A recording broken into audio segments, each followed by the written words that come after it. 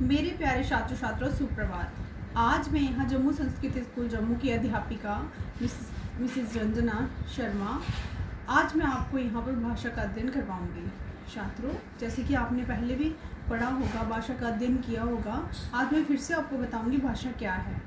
भाषा वह साधन है जिसके द्वारा मनुष्य अपने मन के भावों को दूसरों तक पहुंचा सकता है तथा दूसरों के भावों को खुद समझ सकता है।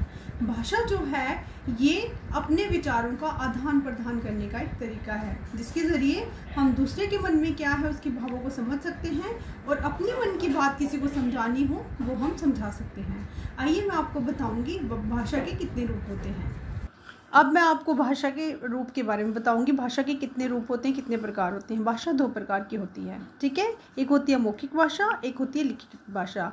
मौखिक भाषा वो भाषा होती है जिसमें हम अपने मन के भावों को बोलकर सुनाते हैं तथा दूसरों के मन के भावों को हम सुन सकते हैं।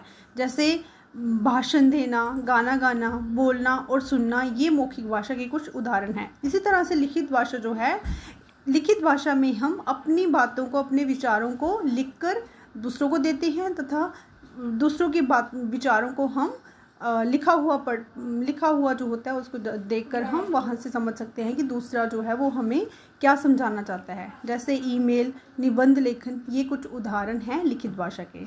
पूरे विश्व में लगभग 6500 भाषाएं बोली जाती हैं और लिखी जाती हैं। इसी तरह से हमारे भारत में लगभग 1600 से अधिक भाषाएं बोली जाती हैं और लिखी जाती हैं, ठीक है। लेकिन उन सारी भाषाओं में से 22 भाषाओं को भारत में मान्यता मिली है। भारत के संविधान में 22 भाषाओं को मान्यता प्राप्त हुई है।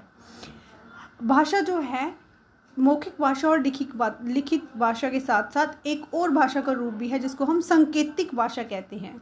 विद्यार्थियों, सांकेतिक भाषा को भाषा का मूल रूप नहीं कहा गया। क्यों? क्योंकि संकेतों द्वारा हम कुछ हद तक मन के विचारों को, भावों को समझा सकते हैं। अच्छे से स्पष्ट रूप से हम पूरी बात नहीं समझा सकते हैं। सांकेतिक रूप में हम संकेत उसको दे सकते हैं जो हमारे सामने हैं। इसलिए सांकेतिक भाषा को भाषा का मूल रूप नहीं कहा गया है। धन्यवाद।